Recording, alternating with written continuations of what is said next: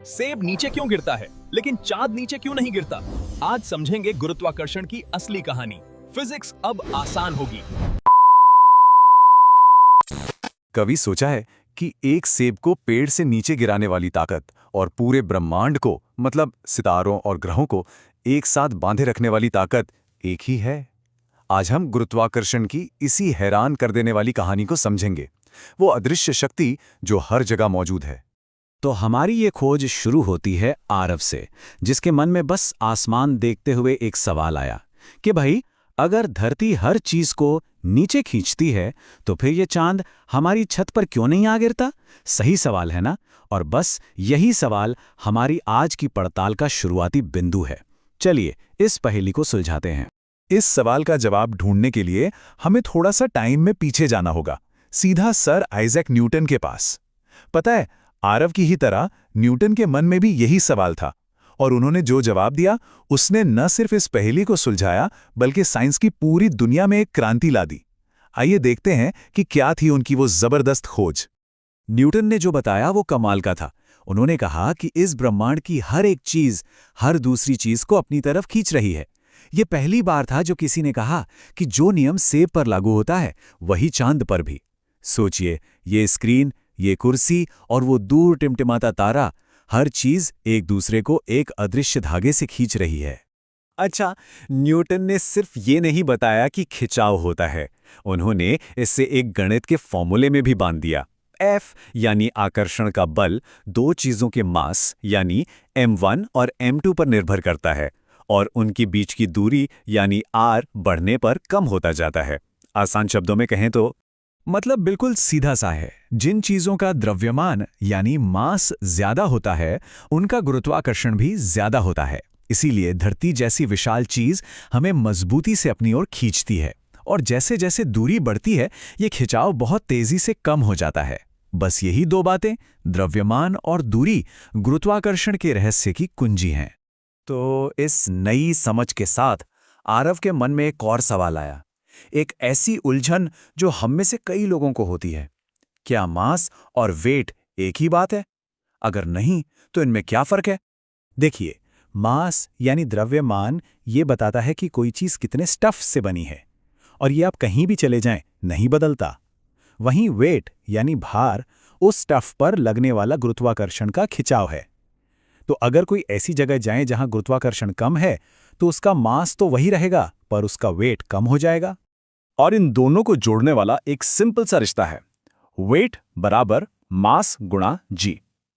यहां जी किसी भी ग्रह के गुरुत्वाकर्षण की ताकत का एक माप है। समझिए, धरती का जी ज्यादा है, इसलिए वो हमें ज्यादा जोर से खींचती है और हमारा वजन भी ज्यादा होता है।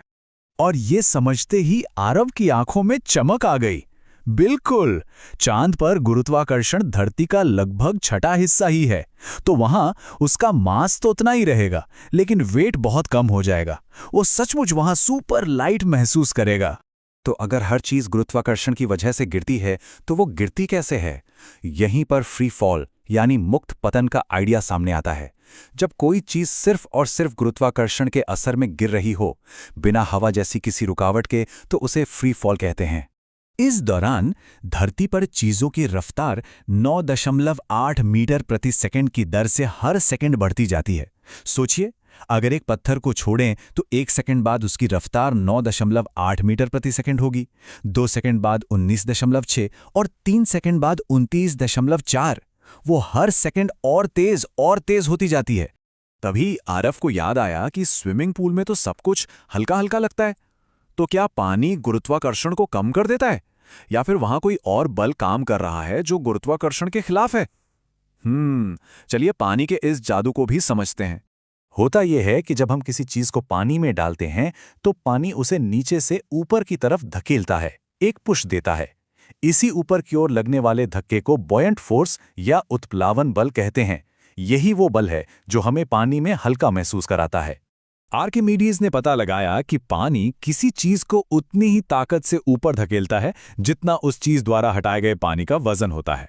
यही वजह है कि लोहे की एक कील तो पानी में डूब जाती है, लेकिन उसी लोहे से बना एक विशाल जहाज आराम से तैरता रहता है। तो हमने न्यूटन के नियम को समझा, मास और वेट का फर्क जाना, और पानी के बल को भी देखा। अब इन सारे ज्ञान के टुकड़ों को जोड़कर हम उस सबसे बड़े सवाल का जवाब देने के लिए तैयार हैं कि चांद आखिर गिरता क्यों नहीं। इसे ऐसे समझिए, चांद लगातार धरती की तरफ गिर रहा है, ठीक एक सेब की तरह।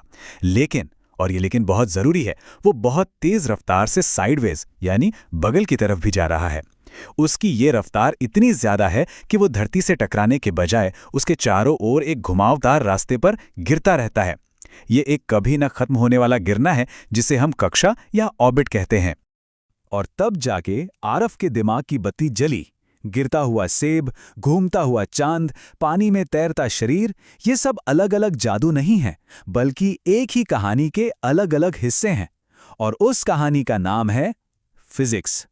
तो गुरुत्वाकर्षण सिर्फ एक किताबी सिद्धांत नहीं है, ये वो असल ताकत है जो हमें जमीन से जोड़े रखती है, जो ग्रहों को सूरज के चारों ओर नचाती है, और हाँ, यही वो वजन देती है जिसका सामना करके जहाज पानी पे तैरते हैं। ये हमारे ब्रह्मांड की नींव है। और शायद सबसे बड़ी सीख यही है, फिजिक्स मुश्किल नहीं होती, वो तब तक ही मुश्किल लगती है जब तक हम उसके पीछे की कहानी को ना समझें। जब कहानी समझ आ जाती है तो सब कुछ आसान हो जाता है। तो सोचते रहिए, क्योंकि हर सवाल के पीछे एक दिलचस्प कहानी छुपी होती है।